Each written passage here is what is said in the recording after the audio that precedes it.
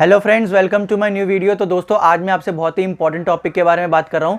तो रिसेंटली मैंने एक बुक पढ़ी थी, क्या आपका डॉक्टर पोषक तत्वों के बारे में जानता है। तो उससे मेरे को पढ़ के काफ़ी सारी नॉलेज मिली, तो मैंने सोचा कि वो नॉलेज आपसे ज़रूर शेयर करी जाए, स्पेशली उन पेशेंट्स के साथ जो जीबीएस से गुजर रहे हैं, क्योंकि जीबीएस एक ऑटो इम्यून डिजीज़ है और इसे हम क्रॉनिक डीजनरेटिव डिजीज़ के रूप में भी देखते हैं।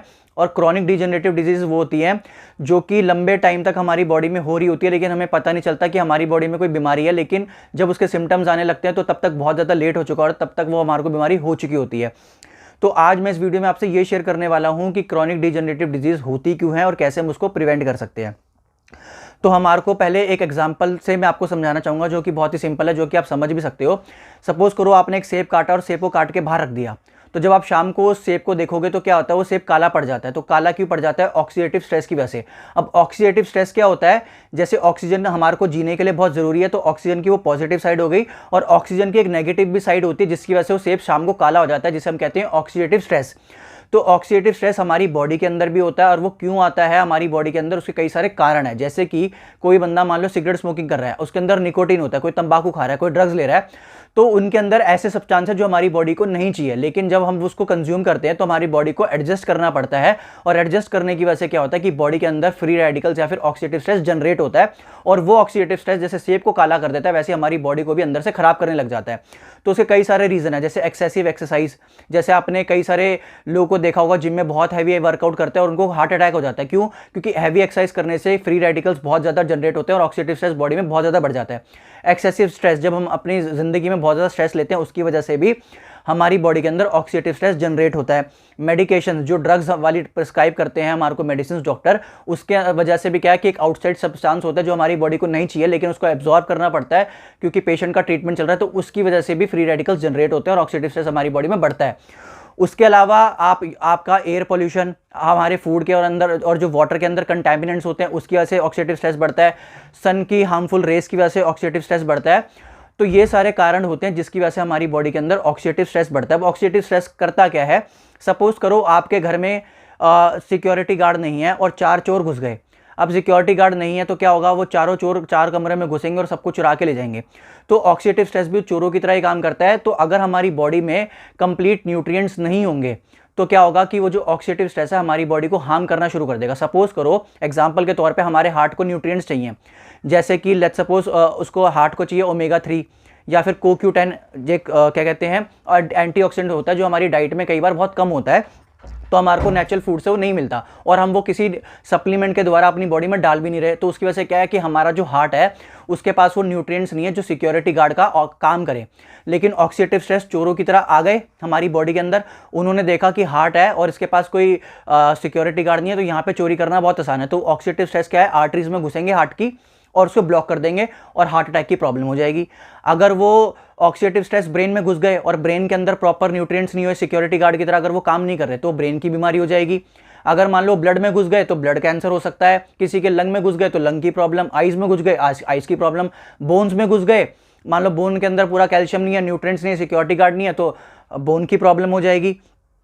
तो ऑक्सीडेटिव स्ट्रेस क्या होता है कि जितने भी more than 100 chronic degenerative disease है, like cancer, like diabetes, like autoimmune disease, like GBS, तो ये सारी ऑक्सीडेटिव स्ट्रेस की वजह से होती है। तो ऑक्सीडेटिव स्ट्रेस हम कैसे कम कर सकते हैं? तो उसके लिए हमारे को ज़्यादातर लोग हम यही सोचते हैं कि हमारी जो बॉडी है वो भी एंटीऑक्सीडेंट्स प्रोड्यूस करती है, और हमें से यही हम मानते हैं कि अगर हम अच्छा खाना खाएंगे तो हमारे को एंटीऑक्सीडेंट्स भरपूर मात्रा में मिल जाएंगे। लेकिन ये पॉसिबल नहीं है कि हमारी बॉडी एंटीऑक्सीडेंट्स प्रोड्यूस तो करती है, और एंटीऑक्सीडेंट्स क्या करते हैं कि जो ऑक्सीडेटिव स्ट्रेस हमारी बॉडी में बढ़ रहा है ना, उसको सिक्योरिटी गार्ड की तरह उस पर अटैक करती है और उसको बॉडी के अंदर से बाहर निकाल देती है।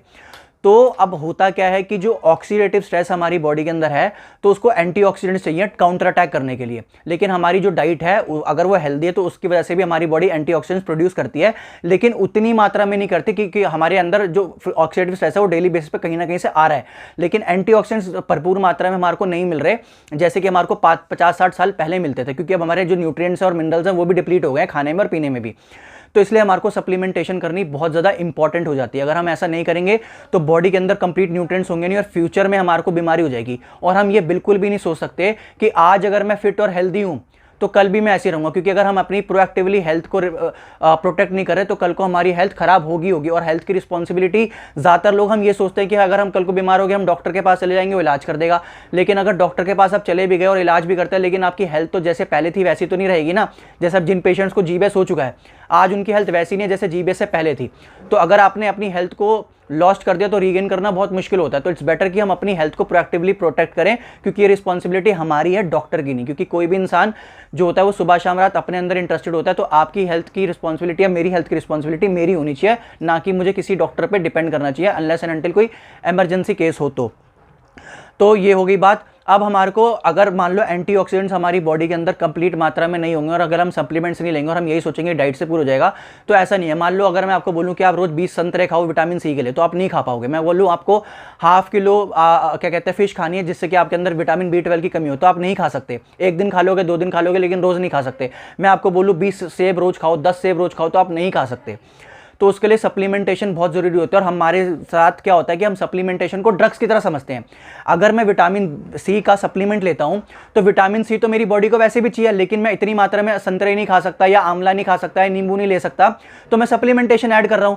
तो वो नेचुरल एंजाइम है, वो कोई ड्रग नहीं है, वो बॉडी को वैसे भी चाहिए, लेकिन मैं डाइट से नहीं ले पा रहा, इसलिए मैं सप्लीमेंटेशन ऐड कर रहा हूं। तो उसका कोई साइड इफेक्ट इतना खास होगा नहीं, क्योंकि वो नेचुरल एंजाइम है, वो कोई ड्रग नहीं है जो मेरी बॉडी को चाहिए नहीं, वो मेरी बॉडी को चाहिए और वो मेरी बॉडी मांग रही है। तो अगर मैं उसे सप्लीमेंटेशन की तरह देता हूं तो सप्लीमेंटेशन से क्या है कि मैं एक ईजी वे में अपनी बॉडी को वो रिक्वायरमेंट्स दे रहा हूं जिससे कि मेरी इम्यूनिटी बढ़ेगी और मैं कल को बीमार होने के चांसेस जो है मेरे या आपके कम हो जाएंगे। तो इसलिए हमारे को अपनी डाइट, हेल्दी डाइट के साथ और साथ में एक एक्सरसाइज प्रोग्राम के साथ हमारे को अपनी डाइट के अंदर सप्लीमेंटेशन प्रॉपर मात्रा में ऐड करना चाहिए। अब ज़्यादातर क्या होता है कि हमारे को सप्लीमेंट्स डॉक्टर तब रिकमेंड करते हैं जब हम बीमार हो जाते हैं। जैसे कोविड आया तो कोविड के टाइम में ज़्यादातर लोगों आपने नोटिस किया होगा कि काफ़ी सारे लोगों को बोला था विटामिन सी और जिंक खाओ। क्यों? विटामिन सी और जिंक क्या करते हैं? आपकी इम्यूनिटी को बूस्ट करते हैं। आपकी इम्यूनिटी बूस्ट होगी तो आप बीमार नहीं पड़ोगे। तो भाई अगर मान लो किसी को हड्डियों की प्रॉब्लम होगी, डॉक्टर तुरंत लिख देता है कैल्शियम, लेकिन कब लिखा? प्रॉब्लम होने के बाद। तो अगर आप इस चीज़ को नहीं समझोगे तो जब बीमार होगे तब तो डॉक्टर दे ही देगा, लेकिन तब तक बहुत लेट हो चुका होगा। लेकिन अगर आप प्रोएक्टिवली पहले से इस चीज़ के बारे में अवेयर हो जाओगे और पहले से न्यूट्रिएंट्स लेने शुरू कर दोगे तो आप हो सकता है उस स्टेज तक, बीमार होने वाली स्टेज तक आओगे ही नहीं, और या फिर अगर आओगे तो लंबे टाइम बाद आओगे, जिससे कि आप अपनी हेल्थ को ज़्यादा लंबे टाइम तक एंजॉय कर सकते हो। ठीक है ना? तो बहुत क्रूशियल हो जाता है कि आप अपनी डाइट को प्रॉपर तरीके से लें, अपना एक्सरसाइज प्रोग्राम लें और न्यूट्रिशनल सप्लीमेंट्स अपनी डाइट के अंदर ऐड करें, ताकि कल को अगर आप बीमार हो तो आपको बीमार मतलब ताकि ये हो कि कल को आप बीमार ही ना हो तो लंबे समय बाद हो, जिससे कि अपनी हेल्थ लंबे टाइम तक एंजॉय कर पाओ। तो अगर आप न्यूट्रिशनल सप्लीमेंट्स हमारे को ज़्यादातर तरीके से इस तरीके और ज़्यादातर टाइम क्या होता है न्यूट्रिशनल सप्लीमेंट्स हमारे को तब रेकमेंड करे जाते हैं जब हमारे को कोई प्रॉब्लम हो जाती है, हमारी बॉडी के अंदर कभी डेफिशिएंसी हो जाती है। लेकिन यहाँ डेफिशिएंसी की बात नहीं हो रही, यहाँ पे मैं आपको समझा रहा हूँ ऑक्सीडेटिव स्ट्रेस। ऑक्सीडेटिव स्ट्रेस के काउंटर अटैक करने के लिए हमारी बॉडी के अंदर कंप्लीट एंटीऑक्सीडेंट्स होने चाहिए। तो डेफिशिएंसी मान लो किसी के अंदर विटामिन ई की या सी की कमी है तो वो तो विटामिन ई और सी लेगा, लेकिन दैट आर नॉट इनफ, क्योंकि वो ऑक्सीडेटिव स्ट्रेस को खत्म नहीं कर पाएगा। और ऑक्सीडेटिव स्ट्रेस अगर बॉडी में खत्म नहीं हुआ तो फ्यूचर में कोई भी क्रॉनिक डिजेनरेटिव डिजीज हमारे को कैप्चर कर सकती है और हमारी हेल्थ को खराब कर सकती है और हमारे को बहुत ज़्यादा साइकोलॉजिकल और फिजिकल और फाइनेंशियल पेन भी दे सकती है। तो अब हमारे को न्यूट्रिशनल सप्लीमेंट्स लेने किस तरीके से चाहिए? हमारे को सिनर्जी में लेने चाहिए। जैसे एंटीऑक्सीडेंट्स होते हैं like vitamin C, vitamin E, इसके साथ हमारे को बी को फैक्टर्स देने चाहिए, जिसे कहते हैं बी कॉम्प्लेक्स सप्लीमेंट्स, और साथ में मिनरल टैबलेट। तो अगर हम ये तीनों को कॉम्बिनेशन देंगे, vitamin C, vitamin E, antioxidants हो गए, vitamin B1, B2, B3, B6, B5, B9, B12 ये विटामिन बी कॉम्प्लेक्स हो गए, और आपके मिनरल लाइक जिंक हो गया, सेलेनियम हो गया, मैग्नीज हो गया, कॉपर हो गया, क्रोमियम हो गया, कैल्शियम हो गया। जब हम इन तीनों चीज़ों को बैलेंस में देंगे ना, कि हम मिनरल टैबलेट भी ले रहे हैं, बी कॉम्प्लेक्स टैबलेट भी ले रहे हैं और antioxidants like vitamin C, vitamin E, alpha lipoic acid, beta carotene, जब हम antioxidant supplements along with their mineral tablet and B complex tablet, जब हम इनको तीनों को कंबाइन करके लेंगे ना, तो 1 + 1 = 2 नहीं होता, 1 + 1 = 10, 11, 12 कुछ भी हो सकता है, क्योंकि वो सिनर्जी में काम करते हैं। तो हमारे को ये समझना है कि हमारे को अपनी बॉडी के अंदर पूरी आर्मी भेजनी पड़ेगी, ताकि हम उन फ्री रेडिकल्स को या फिर ऑक्सीडेटिव स्ट्रेस को काउंटर अटैक करके उनको न्यूट्रलाइज कर सके, ताकि कल को हमारे को जो क्रॉनिक डिजेनरेटिव डिजीज होने का खतरा है वो कम हो जाए। मैं ये नहीं कह रहा कि होगी नहीं, लेकिन जो खतरा है वो कम हो जाएगा।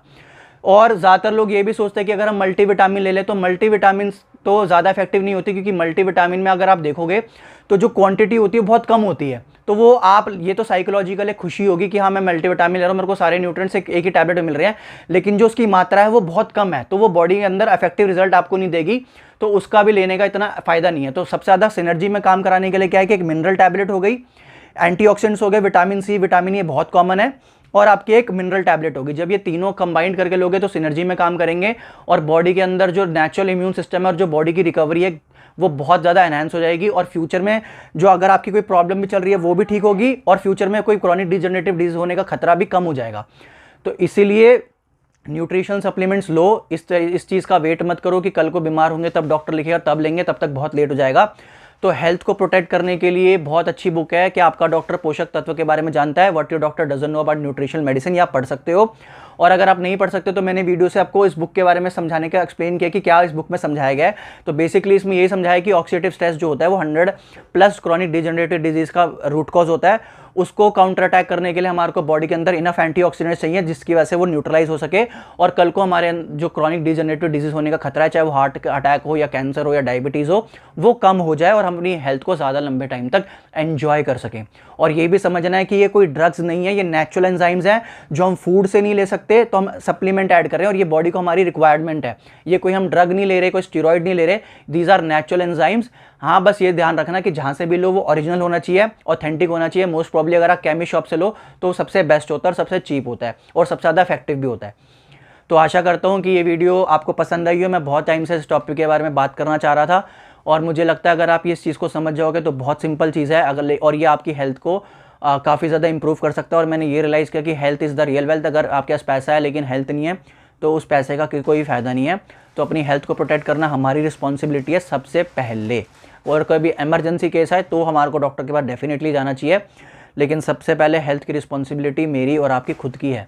तो हमारे को इस कंसेप्ट को समझना पड़ेगा, न्यूट्रिशनल सप्लीमेंट्स को अपनी हेल्दी डाइट और एक्सरसाइज के साथ ऐड करना पड़ेगा, और हमें समझना होगा कि हम ये कोई ड्रग्स नहीं ले रहे, दीज आर नेचुरल एंजाइम्स जो हमारी बॉडी को चाहिए। तो हम डाइट से नहीं ले सकते इतनी मात्रा में, तो हम सप्लीमेंटेशन ऐड कर रहे हैं। आशा करते हैं ये वीडियो आपको पसंद आई हो। अगर पसंद आई हो तो लाइक करें, सब्सक्राइब करें, शेयर करें और कमेंट करें। Thank you so much.